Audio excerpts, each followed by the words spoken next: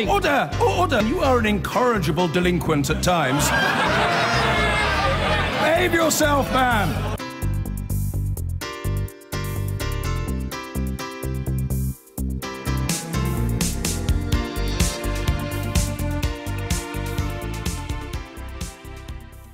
He's been back at his New Jersey golf resort today, ahead of America's 4th of July holiday, but President Trump hasn't let up on his attacks on the media. This is, after all, an age when political reality is the sort of stuff you wouldn't dare to make up. President Trump escalating his war on the media, targeting CNN in a tweet. In the US today, the furore continued over President Trump's attacks on the media. In a tweet yesterday, the president posted a video showing old footage of him at a wrestling event, punching a figure whose head has been replaced by the logo for CNN. The tweet was condemned by Democrats and some Republicans, as well as media organizations worried that it could incite violence against journalists. This past month, the White House tried to focus on policy, including healthcare reform. But the president's lack of restraint on Twitter has changed the national agenda. Punches, not policy, as USA Today's front page put it. In her new book, No Is Not Enough, activist and author Naomi Klein explains how she believes it was Trump's shock tactics which got him elected. And she says the shocks are deliberately intended to make it easier to force through policy changes too. Describing the US president as a mirror held up not only to the US but to the world, she argues that calls for impeachment or demonstrations against him, such as these protests yesterday, are not enough, and that the opposition also needs to present a bold vision of an alternative, both captivating and credible to the American people. And Naomi Klein is with me now. Naomi Klein, okay, we've all been talking about Trump, and you blame the brand culture for his arrival, but isn't the truth really that he was known as a man on The Apprentice at firing people, and that's what people in Middle America wanted. They want the whole lot fired. And he did it. It doesn't matter who replaced them. It doesn't matter what they don't. He got rid of the past. Well, maybe they thought that, but they certainly haven't gotten rid of that whole model. But absolutely, he tapped into this anti-establishment feeling that is not just in the United States, but around the world, a feeling that people have been betrayed by their elites, by political elites, by corporate elites. And yeah, the guy who made his name on the world stage by firing people and by promising also to lift up a few people on that golden elevator up to the sky, stepped in and used all the tools of branding, of marketing, of wrestling, of professional wrestling. He turned his rallies into a weird cross between a World Wrestling Federation match and... I was at some of those rallies, yeah. and I was in Middle America too, and they were isolated, alienated, under-resourced people. They have living standards which are below our own and below many countries in Europe. The death rate, life expectancy is 5 years lower than Greece, where people smoke quite heavily. I mean, you know, this That's by despair, they're being called by sociologists. Yeah, but how do you reach them? You're very good at talking in your book and analyze a great analysis, and also your activism is attractive, but it's attractive to a sort of liberal elite. It's not surely going to fire up the people who voted for him. Well, you know, many of the people who voted for Trump in this electoral cycle, not all of them, but a good slice of them voted for Obama in 2012 and 2008. It is possible to reach them, but they have lost faith with the project of elite power.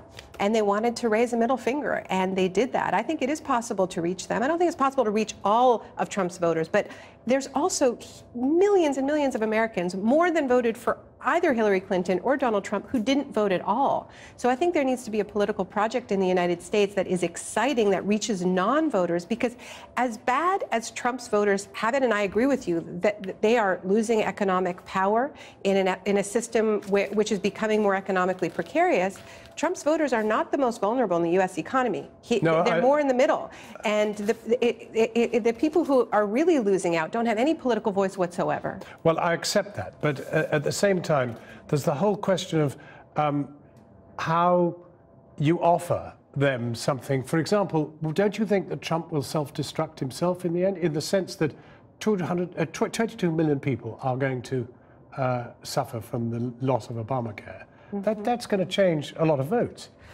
It'll change some, but I think it's really going to depend on whether or not the Democrats are able to offer something else that meets people's needs. And, you know, I'm honestly worried about it because there are a lot of people in the U.S. who are trying to enter into the opening created by Trump and say, let's have a system like the NHS, except well-funded. You know, the U.S. healthcare system, as you know, is extraordinary. They spend so much money, and they don't offer healthcare to everyone in the country by any means. So there has been this huge push to finally get universal public healthcare, what in the states they call single payer. In California, it's the Democrats that blocked it. Right. Well, now we're going to be returning to this on Facebook, but for the moment, thank you very much indeed.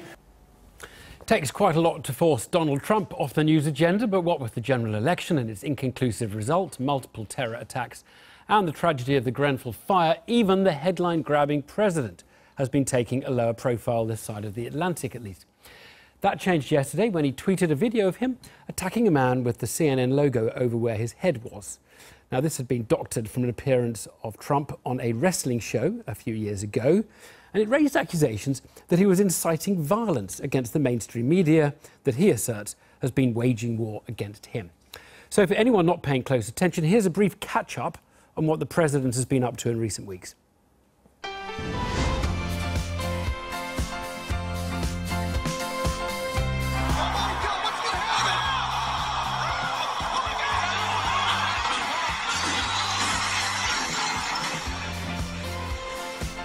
I'm fine. My family brought me up really tough. This is absolutely nothing, but I think for me personally. But I am very concerned as to what this once again reveals about the President of the United States. We're okay. The country's not.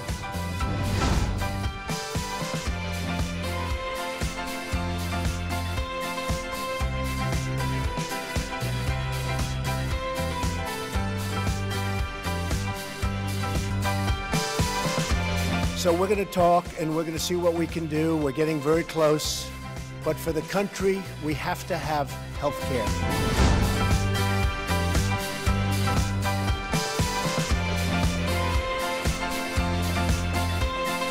What we have seen is the hiring of a number of people to support the investigation, most of them quite well-respected law enforcement officials from prior administrations.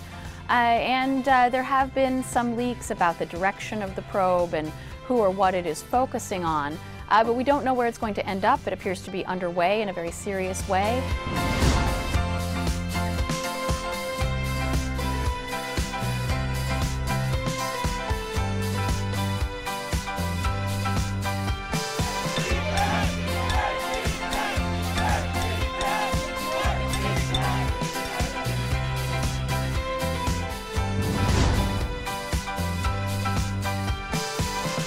Tweeted about this also over the weekend, said, you know, maybe the fake news media will focus on all the success we're having, but we have covered a lot of these stories about what is happening, positive and negative, during his presidency.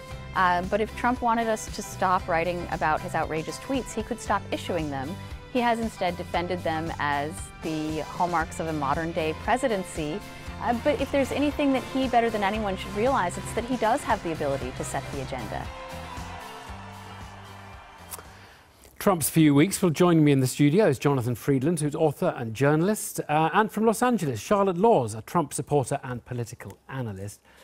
Charlotte Laws, a lot of people have said he was inciting violence with this last tweet of the wrestling match. What do you say to that accusation? I say that's false. It was basically a joke. It was humorous. It was like the Three Stooges or like a cartoon. And basically he was trying to say that he was victorious over CNN, that CNN had 3 journalists who had to resign because of a fake news story. And so he was basically, that was what he was trying to say. And many of his supporters liked that. I mean, I personally would like him to be more presidential, but many of his supporters were very excited about the fact that he was being authentic, he was being the usual Trump, that he was speaking directly to them through social media. There are a lot of things that people liked about it, and I believe he got 400,000 likes as of last night on that one tweet. Right. Jonathan Friedland, on that specific one, do you accept that it was a sort of pantomime violence rather than incitement to violence? It's certainly not the worst thing he's done in this area. Much worse and much more serious to my mind would be that statement he made about the press being enemies of the people, which is a serious phrase that has an authoritarian echo. But you can't deny that journalists who do criticise Trump are then on the receiving end, first of all, of an attack criticism from him, but then death threats, violent threats from other social media users. They do kind of take a cue. Some of Trump's supporters who we were hearing praise there by Charlotte, they do then take a cue. Yeah. And journalists are online all the time saying, you know, here's my timeline full of death threats and violence issued against me. Well, Charlotte Laws, yeah, because you implied you'd like him to be more presidential. But essentially, has he not coarsened American political discourse significantly? And I just wonder whether that isn't a problem, because you do get the people who are responding to it in a violent or an unpleasant way, and it does just debase it for everybody. Well, I don't think the violence really has stemmed from him as just much as the divisiveness of the entire campaign, right, and the fact that the Democrats and many people in the media really have waged a campaign against him, which continues on a daily basis. And I think that riles up people on the left, it riles up people on the right. Sorry, are they not allowed to wage a campaign against him? The media on the right-wing media wages campaigns against the Clintons and the Obamas. That is the United States, isn't it? What's the sort of, oh, it's unfair, whining that we're getting from the Trump camp?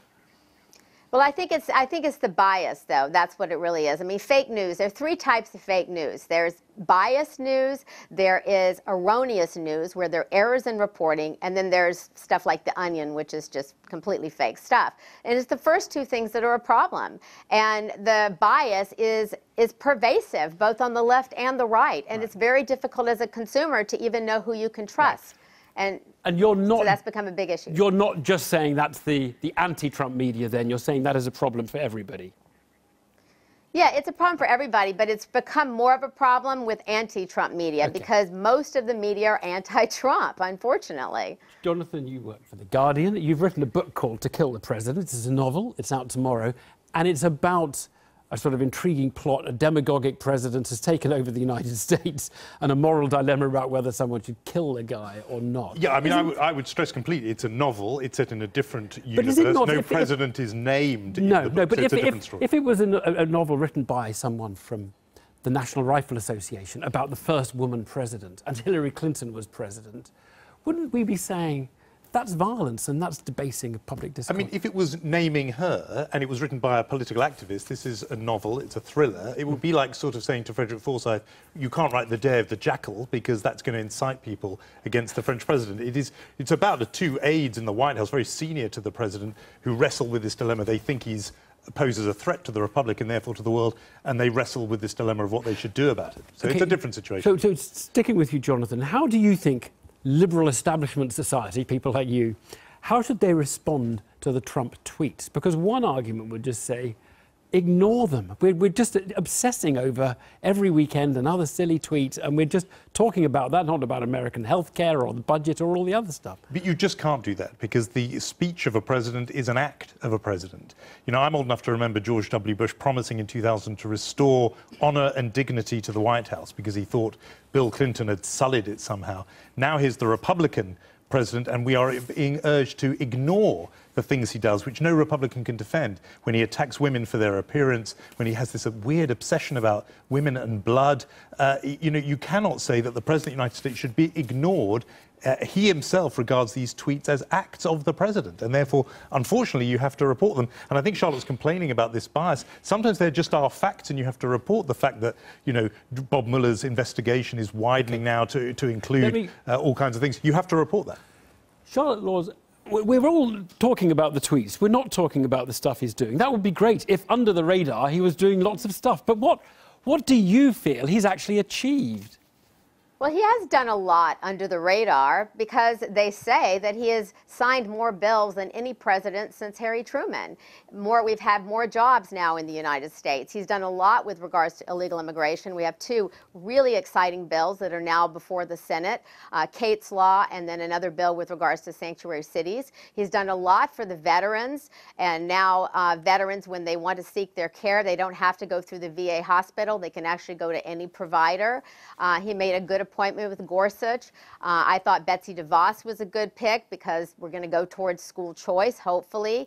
I think Mattis was a good pick. So he's really done quite a bit, but many in the media don't report that. They obsess over the tweets. And I agree with what you said earlier, that there's a double standard. If the NRA were to do some kind of had a book or a play or something about killing a woman president, if it were Hillary, or a black president, if it were Obama, that kind of thing, everybody would be outraged over that. So there really is a double standard out there, and it has become politically correct to attack Trump. That is what it is. Last sentence, Jonathan. The Trump record is pretty disastrous by his own standards. He set out to build a wall to repeal Obama's healthcare plan. He hasn't. A travel ban heavily diluted. He hasn't achieved by his own lights. This has been a disastrous presidency already. Thank you both, Jonathan Freedom, Charlotte Lords. Thank you both very much. Thanks.